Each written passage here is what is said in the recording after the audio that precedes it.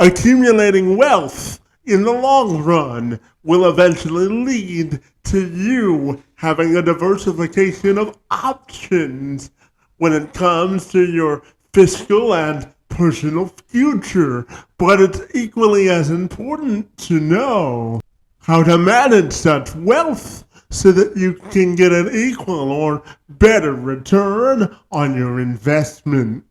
However, a recent survey published by the Globe and Mail tells us, quite frankly, more Americans have more to do when it comes to managing their wealth and their level of financial literacy.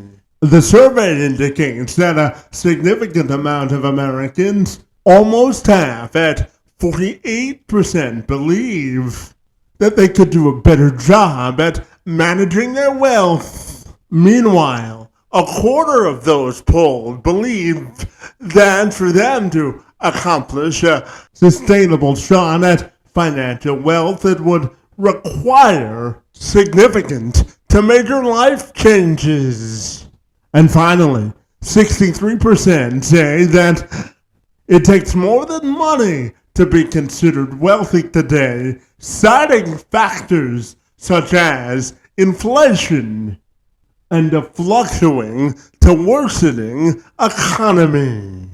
For my friend Andrew Gold, he's on a mission to teach the money lessons about taxes, real estate, and the management of money that they forgot to teach while in school. He's a wealth strategist who says that we all should be equipped with the financial and practical knowledge in order to build, maintain, and grow our wealth portfolio. Gold is the Senior Vice President of Wealth and Tax Strategy at Prestige Wealth Management in Southlake, Texas. Andrew helps individuals take control of their finances, grow their wealth, and keep more of what they earn.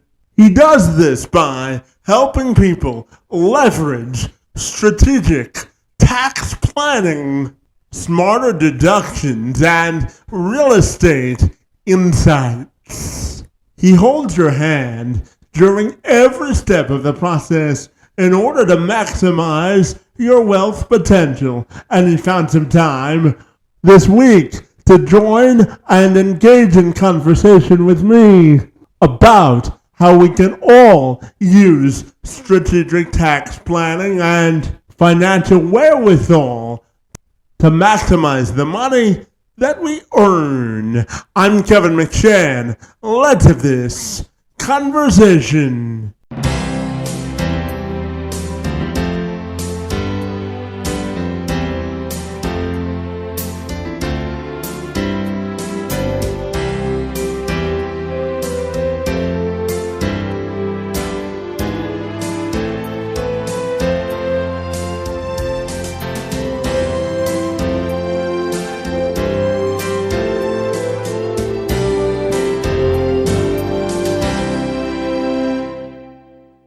I started my conversation with Gold by asking him why we should all care about our financial literacy and wealth health.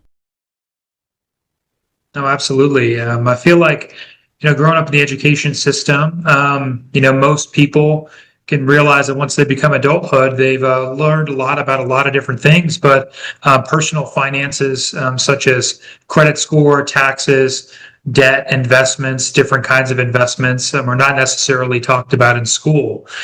And so, my goal is, looking back on my upbringing, is trying to be able to make people aware of good spending and saving habits as early as possible, and understanding that their money that they save is supposed to be working for them, not necessarily them always working for their money.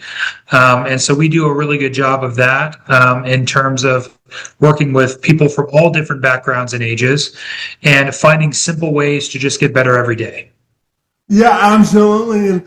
Andrew, I'm also curious to ask you, why do people need to pay more attention to things like their credit score and how much they're spending per month in terms of budgeting? And why is it important for them to have some level of understanding of what their financial literacy is, my friend? What are your thoughts there? No, absolutely. And there's a couple different, perspectives, when it comes to debt and financing and all those things. Dave Ramsey obviously is one of the biggest podcast radio show hosts out there and doesn't believe in having any debt. Depending on where you live in the country, debt is kind of unavoidable if you want certain things, especially when it comes to purchasing a home. And so once you open up that can of worms, it makes you start to realize that there's a difference between good debt, such as being able to buy assets, and bad debt, which is spending frivolously and outside of your means.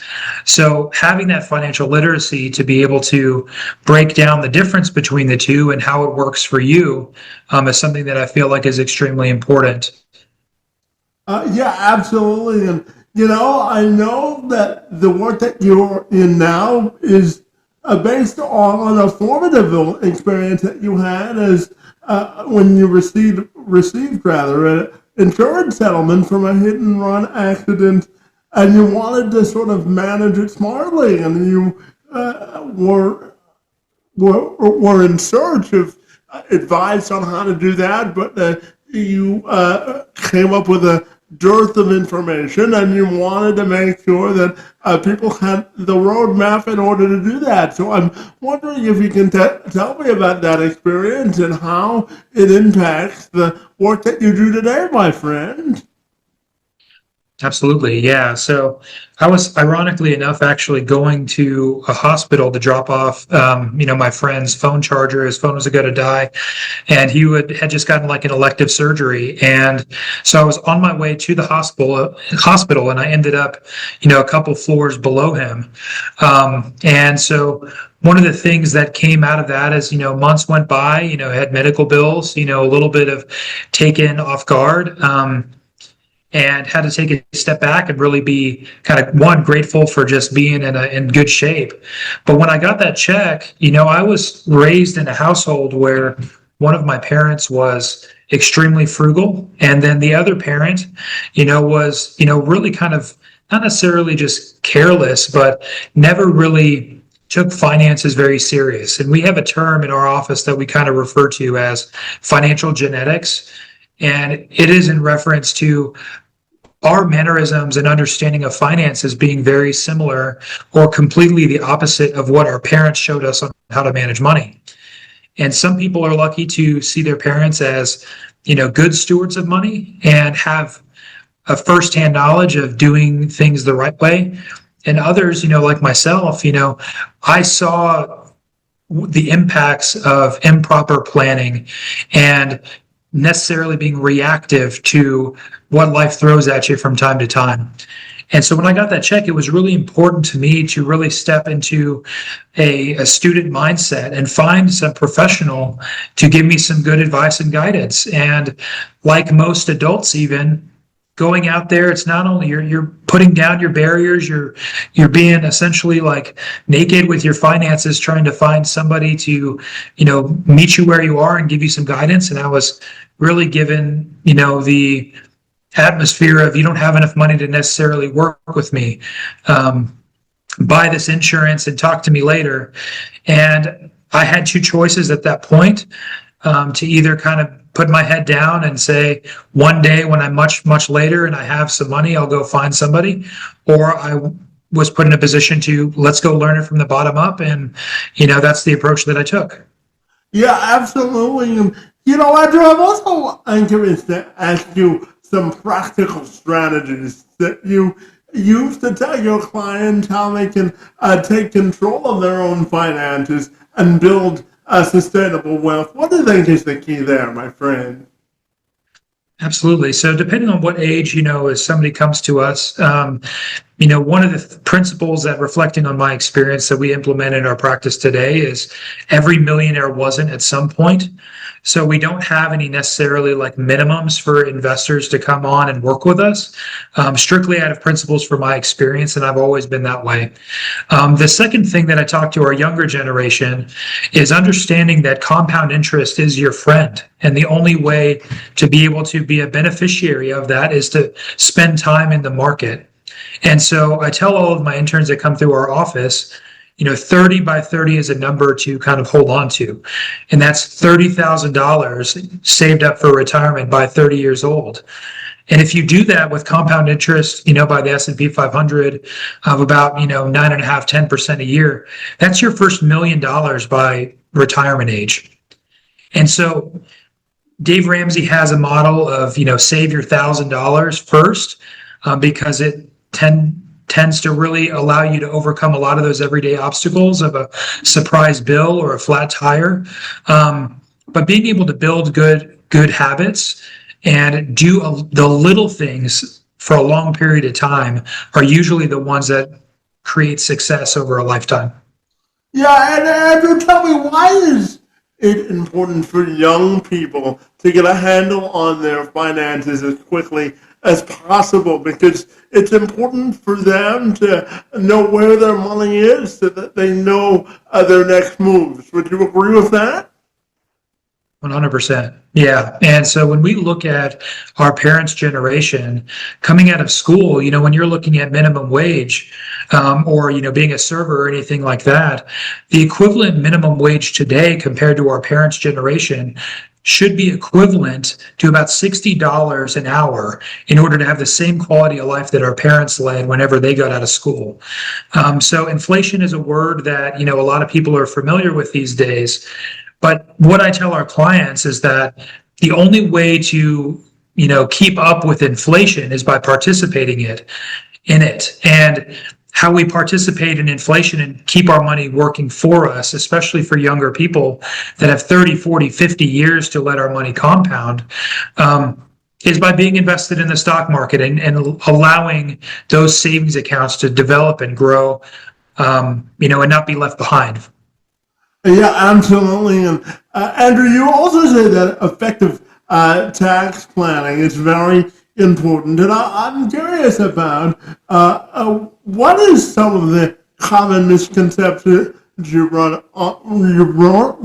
across, rather, when talking about tax planning, and why is it important to know the benefits of effective tax planning? My friend, what are your thoughts there?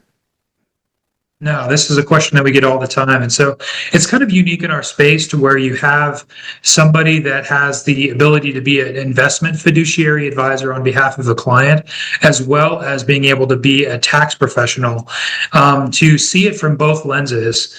Usually the depth of tax planning that advisors are allowed to go into is just talking about Roth IRAs and talking about your statements. But tax planning and tax preparation are completely two different things.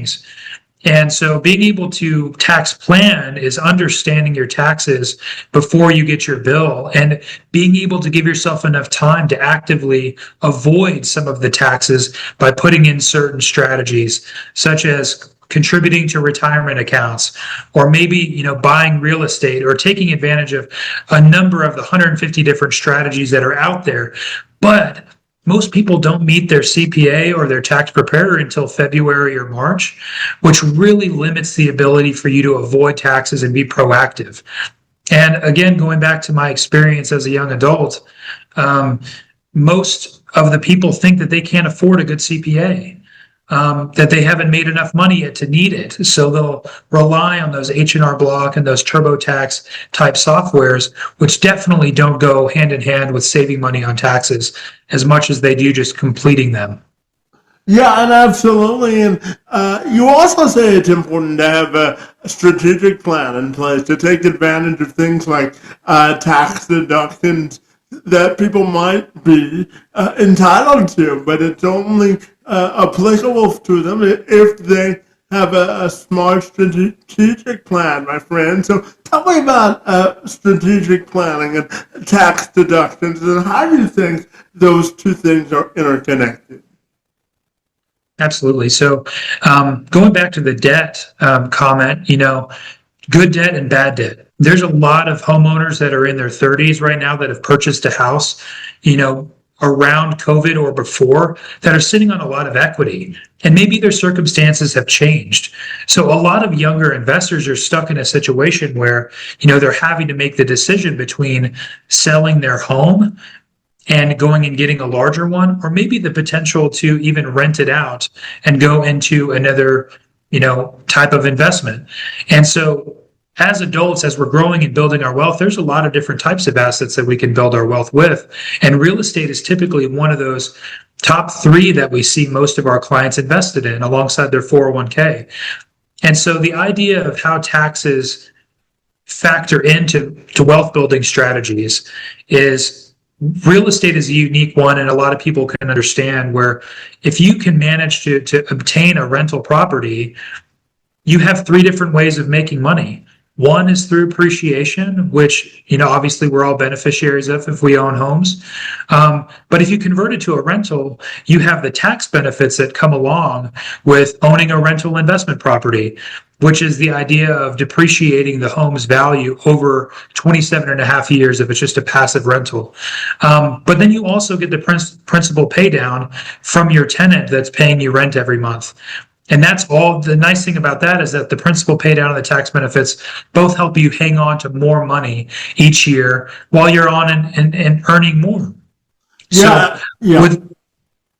so those work in tandem with, you going and exchanging your hours for more earning power at your job and along with the stock market gains and everything like that. But making sure that you have a plan to understand, the good decisions and how to make it work for you is extremely important, especially the earlier in your life that you can. Yeah, absolutely. And, looking into the sort of latter third of this year, I'm curious as we make our way through 2025 from an investment standpoint, what do you think investors are most sort of concerned about, or they anticipate about the future of investment this year and moving forward? What do you think investors should keep an eye on as they enter the last sort of quarter of this year and beyond? What are your thoughts there? Oh yeah, no, absolutely. We get asked these questions all the time, and I'll try to keep it from, providing some investment advice on your channel. But, one of the things that we're getting a lot is, around interest rates. Even in 2025, the stock market's, gone from, in a straight upward movement at the beginning of the year, kind of getting slapped around, as tariffs were really put in place and people started to understand exactly what the impacts long term were going to be. And then after, we had that 15 to 20% correction in the indexes, it's been on a massive run ever since. So we're still seeing a lot of things around tariffs and the long term impacts, but I think every single investor out there is trying to understand what the game plan is around interest rates. So as interest rates come down, obviously more and more people are going to be in the market for buying homes, but there's a massive opportunity in our investment portfolios around bonds and what the impacts could be for, investments in small cap ETFs and other companies around the country. Yeah, and Andrew, I'm curious to get your thoughts on the implications of the bill that just passed Congress, the big, beautiful bill, as you know, has a lot of implications for both investors and ordinary people, my friend. So what do you think people need to know about the impacts of the bill and how it's going to affect their everyday life, my friend? Yeah, so one of the overwhelming principles of it, and obviously there's two sides of every coin, is we're putting things in place to be able to defer a lot of the tax cuts that were put in place in Trump's first administration and extending them out until at least 2028 or 2030, which we're locking in a lot of the depreciation and the deductions, which are eligible for, self-employed, people that have side hustles, contractors and whatnot. Also, rather than having cost of living adjustments on Social Security, there's some significant impacts around tax favorability on Social Security income, which is already taxed about 80% of it's taxable, and for most people at favorable rates. But it's increasing for seniors $6,000 in a standard deduction over the next few years to offset those expected cost of living adjustments, which have been historically, going up, especially over the last 5 years, pretty significantly. So for a lot of people that during COVID saw that their passion turned into a side business and maybe even potentially more profitable, those people are rewarded by seeing a lot of economic stimulus, by avoiding taxes, by reinvesting back into their business, employing others, and really trying to grow our way out of this position that we're in terms of like economic uncertainty for revenue and record high evaluations.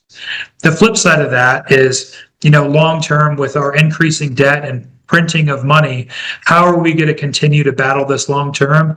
Some people stand on one side of it where, they say if we're in control of the printer, why do we need to be concerned about the printing of money every single year? And my concern around that is one, Social Security and overwhelming those benefits, but also the cost of living scarcity of an issue that we have for the younger generation who haven't necessarily been in the workforce long enough in order to accumulate those assets like our generation before us. Yeah, that leads nicely into my next question because I wanted to ask you about retirement planning and why you think it's a critical aspect of strategic planning, because I know that you believe that people should have key considerations when they bear in mind the rest of their lives after they're finished working. So let's talk about the importance of strategic retirement planning and your thoughts around that, my friend. Absolutely. So, yeah, not enough people, especially, younger than 35, I'd say, really see themselves for paying their future self. It's really been put on the back burner. And a lot of that is along the mindset of, analysis paralysis, as I see it. They see this overwhelming mountain of people that might be their parents or maybe their friends and family, which have accumulated records amounts of wealth, and they just don't know the path forward. And so whenever it comes to changing jobs, maybe they have $2,000, $3,000, $5,000 that are in 401ks from their jobs that they've worked at. And it's all too easy just to go ahead and withdraw that money and say, this isn't going to be anything. I'm not seeing any major impacts from it. And I can tell you that is one of the biggest downfalls of people that are in between 18 and 30 is thinking that those little checks are not going to get them to the finish line fast enough. And because patience and honestly technology have really been adversaries for our, the last 30 years. We had a client a couple of years ago found a statement from 1980 in their garage just cleaning out, and it was only a couple $1,000s. They asked us to do some digging on it, and it was $125,000 that had accumulated. And so managing that kind of wealth, looking back on it, that was a couple $1,000s at one point, and they just forgot about it. So those types of things over a lifetime can make a huge impact. We just need to believe in ourselves and really have the fortitude to let the money do the work for us. Yeah, absolutely. And Andrew, if I asked you to be a professor for 100 people that were wanting to really take advantage of planning for their financial future, I'm wondering about three fundamental questions that you would have the audience consider when it comes to planning their financial future. What are the types of questions people should be asking themselves as they plan a suitable and sustainable financial future? What are your thoughts there, my friend? Oh, yeah, there's lots of quotes around budgeting and financial planning, but one of the ones that I really like is Warren Buffett, and it's pretty much around the idea of spending what you don't save and saving, before you spend. And so it's that kind of mentality where if you can pay your future self first before you start figuring out how much, spending money that you have to go blow on fun stuff. You can prioritize your retirement, and that's honestly the one of the greatest wealth building tools out there.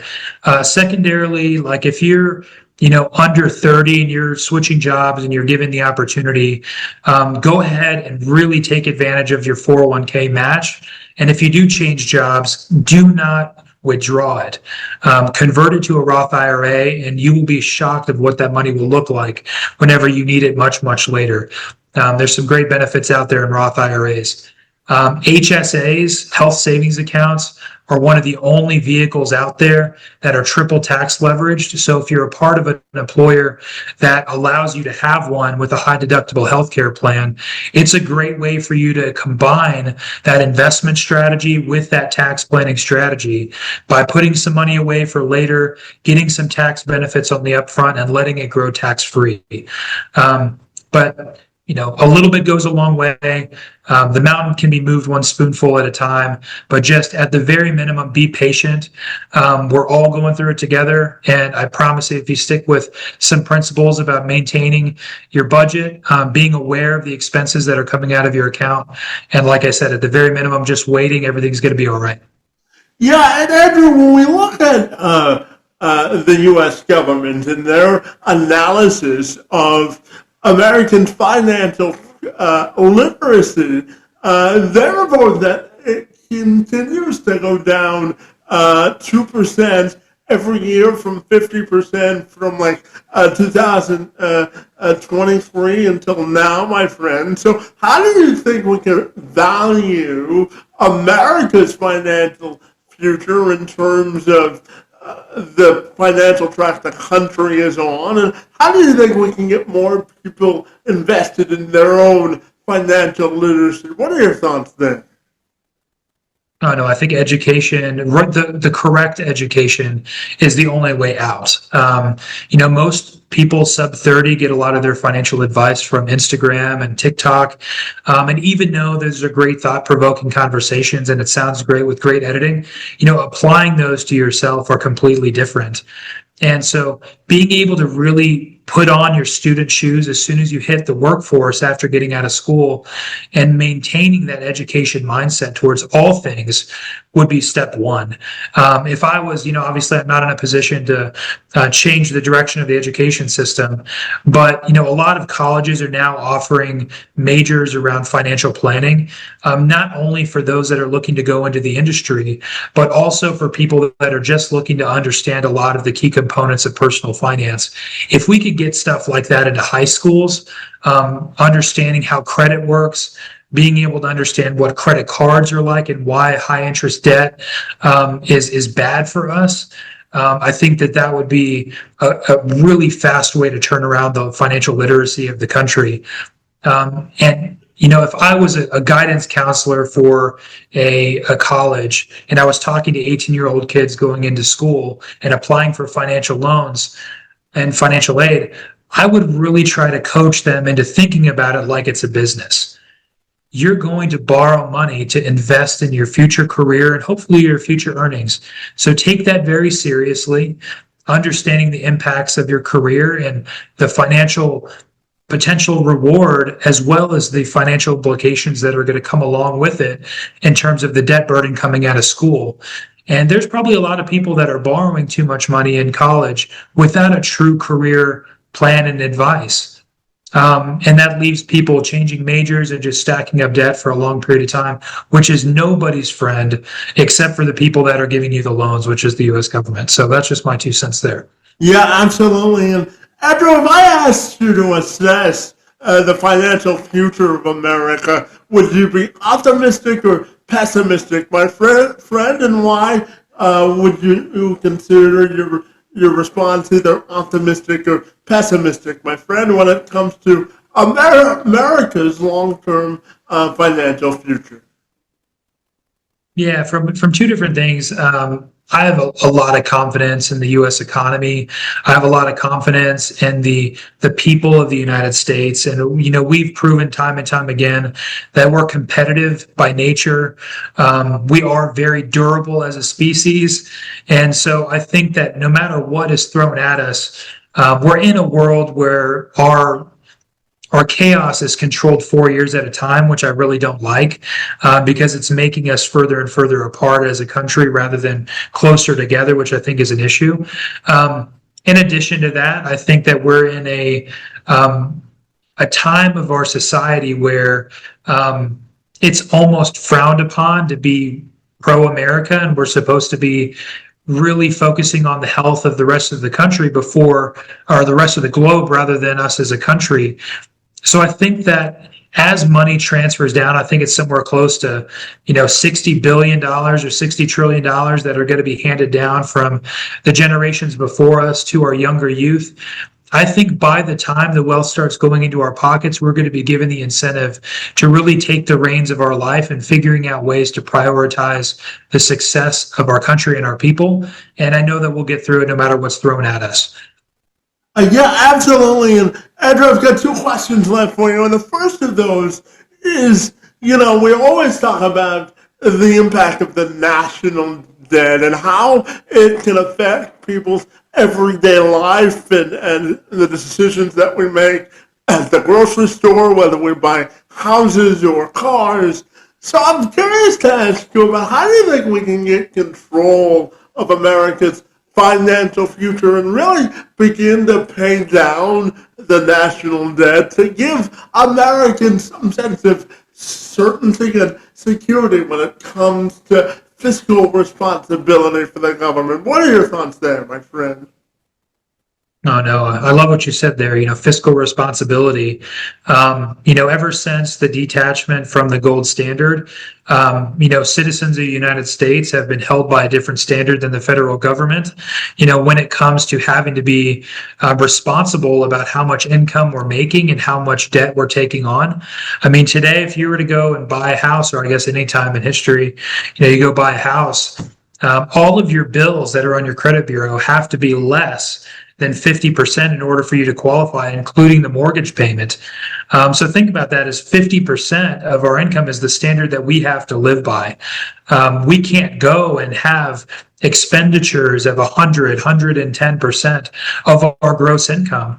Yet as a country, our GDP to debt ratio is about 128%. So there's a completely diverging, pattern here, which makes it a little bit obsolete for us as a country long term. But, that being said, I think as individuals, young individuals, people in their 30s and 40s, I feel like focusing on keeping our money moving for us, whether that be active or passive investments, being able to really take advantage of finding ways to make more money, both while we're awake and while we're sleeping, I think is the greatest way to really take advantage of it.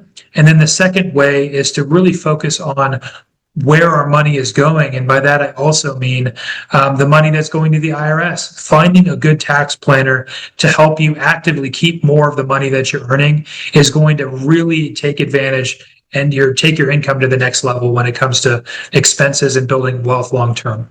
Yeah, absolutely. And Andrew, my final question for you this afternoon has to do with your own individual and personal legacy, my friend, and how you want your legacy, whether it be your work in financial wealth and planning or your overall personal legacy. How do you want that to be defined, my friend? No, absolutely. Well, first and foremost, as, a Christian dad, I think that having good stewardship, for not only myself, but, our clients, my children, my household, all of that stuff is, I think, something that's of the utmost priority. I think we're put in a position, everything happens for a reason, and we're put in a position to be able to share the good and the bad and the ugly with all people to spread a message of unity and success if we can. Other than that, I feel like, somebody asked me the other day, how many lives have you touched? And I think that that's something that us as a firm, we try to really put that weight on our shoulders every day, being good, not only stewards of our clients' money, but being able to be good representatives and representations of the money that we manage and lead by example is something that we really strive for. with wealth and with the things that come along with, being having good financial literacy, being good drivers of wealth, being, good employers, and spreading financial education. Every day that we make an impact with somebody new and potentially change the direction of their life is a day we chalk up as a win. So, the day that I found out that we've run into enough people that's spreading good knowledge, I think that'll be a good life and a good legacy to leave as well. Yeah, absolutely. And Andrew, finally, tell me, if people want to get connected with you, my friend, what's the best way they can do that? No, absolutely. Our firm is Prestige Wealth Management. It is not to be confused with Prestige Worldwide, if you like that Step Brothers movie. But if anybody's looking for good ways to just kind of stay educated, I have a really active Facebook page where we put out a newsletter. We talk about credit, we talk about taxes, and everything in between. It's at P Wealth MGMT on Facebook. You can also go to our website at pwealthmgmt.com. Myself and Brian, the founder, we're always willing to kind of take that extra step in order to do free consultations, learn more about tax planning, and seeing what we can do to help save individuals money and find efficiency. We work all over the country, so if anybody has any questions, they're more than welcome to reach out. I'll be happy to help.